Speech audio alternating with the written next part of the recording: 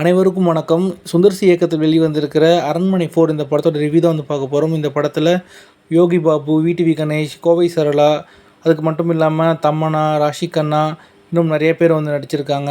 இந்த படம் பார்த்திங்கன்னா ஆல்ரெடி ரொம்ப எதிர்பார்ப்போடு தான் இருக்குது. ஏன்னா இதுக்கு முன்னாடி அரண்மனை 1, 2, 3 எல்லாமே ரொம்ப சூப்பர் டூப்பராக இருந்தது. அதே வகையில் தான் இந்த படமும் 4 ரொம்ப எதிர்பார்க்கப்பட்டது. ஏன்னா இதில் ப்ரொமோ சாங்ஸ் ஆகட்டும் எல்லாமே ரொம்பவே எதிர்பார்ப்பு தூண்டியிருந்தது. சுந்தர் சி படங்கள் அப்படின்னாலே எப்போயுமே பார்த்திங்கன்னா காமெடி இருக்கும், ஃபேமிலி சென்டிமெண்ட் இருக்கும், ஃபைட்ஸ் இருக்கும், கிளாமர் இருக்கும், எல்லாமே கலந்த கலவையாக தான் இருக்கும். அதே மாதிரி தான் இந்த அரண்மனை 4 எல்லாமே கலந்த கலவையாக தான் இருக்குது. ஃபர்ஸ்ட் ஹாஃபில் பார்த்திங்கன்னா இந்த அரண்மனையை பற்றின கதைகள் சொல்கிறாங்க.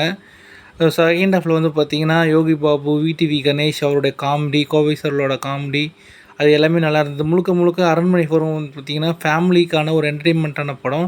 அது மட்டும் இல்லாமல் கிட்ஸு ரொம்பவே என்ஜாய் பண்ணுவாங்க. ஏன்னா செகண்ட் ஹாஃபில் பார்த்திங்கன்னா நிறையா சீனில் சிரிச்சு கண்ணில் தண்ணியே வந்துடுச்சு. அந்தளவுக்கு நிறைய comedy scenes Yogi Babu, VTV Ganesh அவங்களுடைய காமெடி சீன்ஸ்லாம் இருந்தது. ராஷி கண்ணா அவங்களும் பார்த்திங்கன்னா ரொம்ப சிறப்பாக செகண்ட் ஹாஃப் ஃபுல்லாக கேரி பண்ணியிருந்தாங்க. நம்ம தமன்னா அவங்களும் பார்த்திங்கன்னா ரொம்ப சிறப்பாக அவங்கள நடிப்பை வெளிப்படுத்தியிருந்தாங்க. இது வரைக்கும் பார்க்காத தமன்னா இந்த அரண்மனை 4 படத்தில் நீங்கள் பார்ப்பீங்க. இதில் சந்தோஷ் பிரதாப் அவரும் நடிச்சிருக்காரு. அவருக்கும் இதில் ஒரு சூப்பரான ஒரு கேரக்டர் இருக்குது.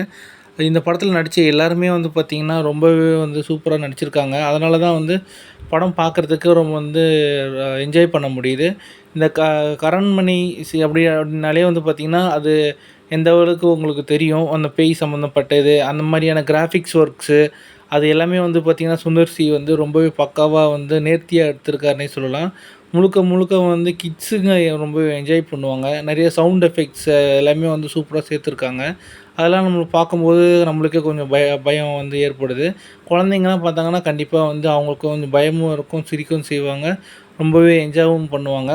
அது மட்டும் இல்லாமல் இந்த படத்தில் பார்த்திங்கன்னா பாடல்கள் மட்டும் இன்னும் கொஞ்சம் நல்லா பண்ணியிருக்கலாம். ஏன்னா எதுவும் கேட்சியாக இல்லை. ஆனால் பார்த்திங்கன்னா பேக்ரவுண்ட் ஸ்கோர் ஓரளவுக்கு சுமாராக இருக்குது. இந்த ப்ரொமோ சாங் பார்த்திங்கன்னா படம் முடியும் போது தான் வருது. ஏன்னா எல்லாருமே அந்த ப்ரொமோ சாங் வச்சு தான் எப்படி இருக்க போகுது அப்படின்னு ரொம்ப எதிர்பார்த்துருந்தாங்க. ஸோ அது பார்த்திங்கன்னா படம் முடியும் போது தான் வருது.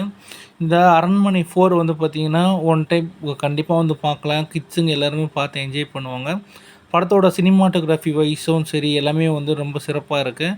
இதில் ஒர்க் பண்ண டீம் எல்லாமே ரொம்ப சிறப்பாக பண்ணியிருக்காங்க. முக்கியமாக பார்த்திங்கன்னா யோகி பாபு அவர் ரொம்பவே காமெடி இதில் ரொம்பவே நல்லா அவருக்கு ரோல் இதில் கிடச்சி. இந்த விடிவி கணேஷ், யோகி பாபு, கோவை சரளா அவங்களுடைய டீமு, டெல்லி கணேஷ் அவரும் ரொம்ப சூப்பராக பண்ணியிருந்தார். த்ரூ அவுட்டாகவே பார்த்திங்கன்னா இந்த அரண்மனை 4 கண்டிப்பாக ஃபேமிலியோடு போய் பார்த்து என்ஜாய் பண்ணக்கூடிய ஒரு சிறந்த படம் அப்படின்னே சொல்லலாம். உங்களுக்கு இந்த ரிவ்யூ பிடிச்சுன்னு நினைக்கிறேன். ரிவ்யூ பிடிச்சிருந்தா மறக்காமல் லைக் பண்ணுங்கள், ஷேர் பண்ணுங்கள், கமெண்ட் பண்ணுங்கள். மறக்காமல் சேனல் சப்ஸ்கிரைப் பண்ணுறேங்க. நீங்கள் அரண்மனை 4 படத்தை பற்றி என்ன நினைக்கிறீங்க அப்படின்றத மறக்காமல் கமெண்ட் பாக்ஸில் கமெண்ட் பண்ணுங்கள். இதே மாதிரியான இன்ட்ரெஸ்டிங்காக வீடியோ சந்திக்கிறேன். Vijay Vijay bye bye. Thank you so much.